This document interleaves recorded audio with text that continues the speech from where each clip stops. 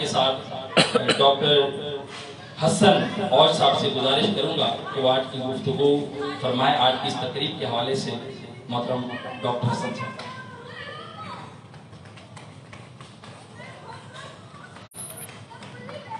اعوذ باللہ من الشیطان الرجیم بسم اللہ الرحمن الرحیم. تمام معزز مہمانان گرامی کو میری طرف سے محترمانہ السلام علیکم. وعلیکم السلام. اور I am literally honored and humbled that I am invited today here. Thank you Sir عصمت اللہ. وہ مجھ سے ابو کے نمبر سے ہمیشہ سے ٹچ میں رہے, ادھر سے مجھے حضرت کا نمبر ملا تھا اور اس وقت سے میں سالوں سے ان سے ٹچ میں ہوں, حالانکہ ان سے کبھی ملاقات نہیں کی تھی, لیکن ان کی محبت ایسی تھی کہ ہمیشہ سے مجھ سے ٹچ میں رہے. اور مجھے بہت حیرت ہو رہی ہے جو آپ نے ابو کا تعارف کرایا, کیونکہ یہ تعارف بہت سارے ان کے جو اسٹوڈنٹس ہیں ان کو بھی نہیں پتا ہوتا کہ ان کی قرآن سے جو والدانہ محبت تھی, کیونکہ لوگ ان کو as a scholar as a عالم تو جانتے ہیں, لیکن ان کا ایکچولی فوکس آف اسٹڈیز کیا تھا یا ان کی جو اصل محبت کا جو دار و مدار تھا وہ قرآن پہ تھا مبنی. تو یہ چیز لوگ نہیں جانتے ہوتے, اور جب آپ نے یہ بات مینشن کی تو میں حیران ہو گیا کہ آپ یہ بات کیسے جانتے ہیں. شاید میرے خاندان والے بھی اس طریقے سے نہیں جانتے ہوں گے. اور جو آپ نے ابھی اس سے پہلے بات کی کہ جو آج اس تقریب کے لیے ہم یہاں جمع ہوئے ہیں, حضرت شیخ الاسلام محترم ڈاکٹر طاہر القادری صاحب کی جو ولادت کی خوشی ہم وہ منا رہے ہیں, اور نعمتوں کا اللہ تعالیٰ کا شکر ادا کرنا چاہیے. ہم یہاں کیوں بیٹھے ہیں, حضرت کی ضرورت کیا ہے آج کے دور کے زمانے کے حوالے سے, اس پہ اگر ہم غور کریں تو جو آج کل ایکسٹریمزم, ٹیررزم, دہشت گردی اور انتہا پسندی جس طریقے سے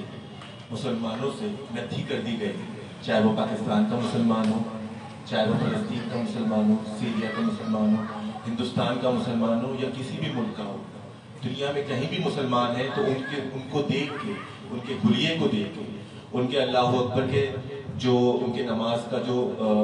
محور ہے اللہ اکبر, اس کو سنتے ہی لوگوں کے ذہن میں فوراً دہشت گردی اور انتہا پسندی کا خیال آنا شروع ہو جاتا ہے, جو کہ غیر مسلم ہیں ان کے اذہان میں.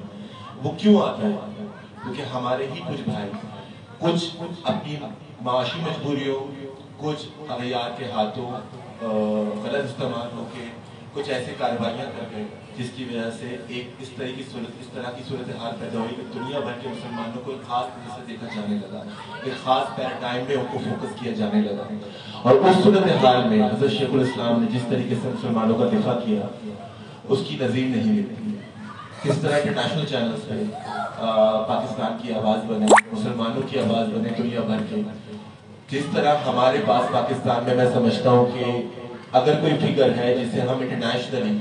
جامعۃ الازہر یا دنیا بھر کے ورلڈ اسکالرز میں ہم پیش کر سکتے ہیں تو ہمارے پاس شیخ الاسلام حضرت ڈاکٹر طاہر القادری صاحب ہیں. ان کا علمی کام اتنا زیادہ ہے, اس کی رہتے ہیں کہ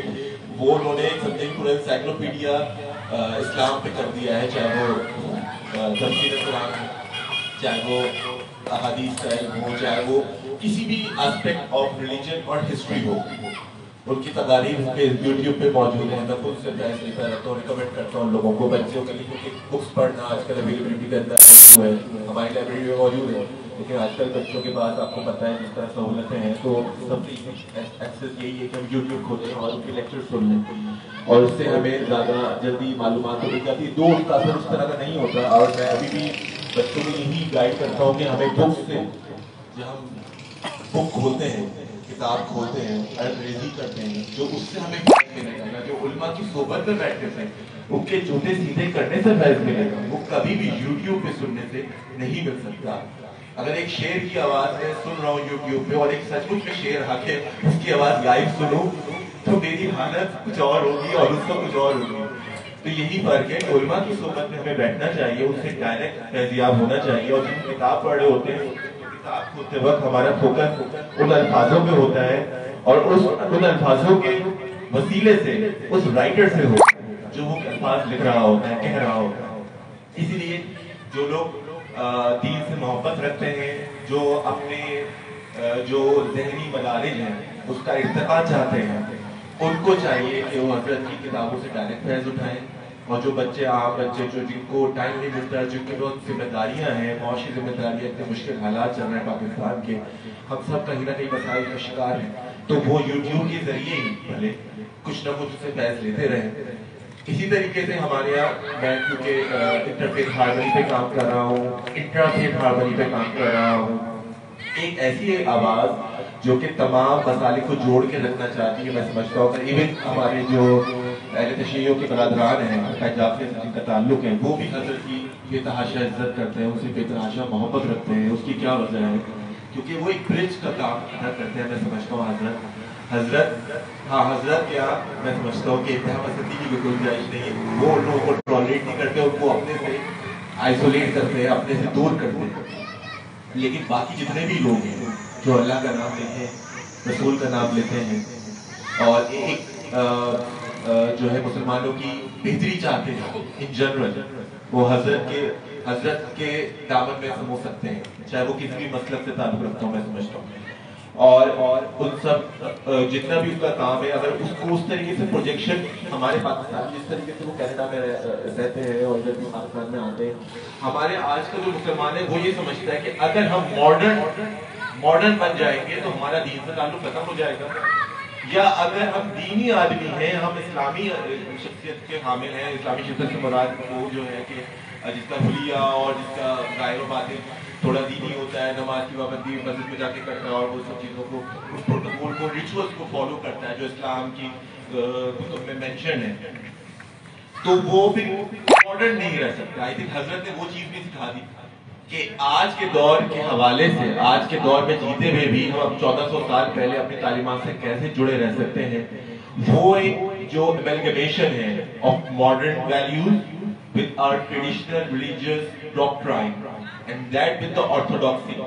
I think that is the best amalgamation we have in the form of Hazrat Shaykh al-Islam Dr. Tahir Qadri صاحب۔ میں بس یہی کہنا چاہوں گا، اور آپ سب کا بہت شکریہ کہ مجھے اتنی محبت سے ویلکم کیا۔ It's my first gathering with you people all,